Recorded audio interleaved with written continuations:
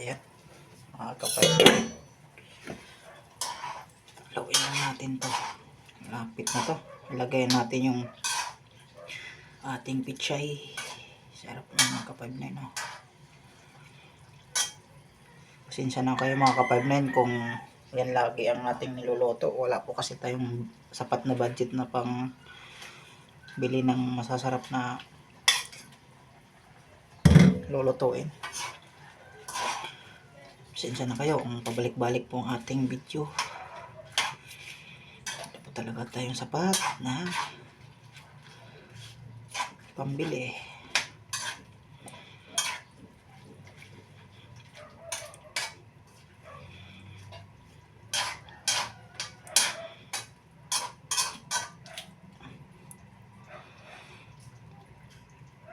Kain na sunod niyan mga ka-5-9.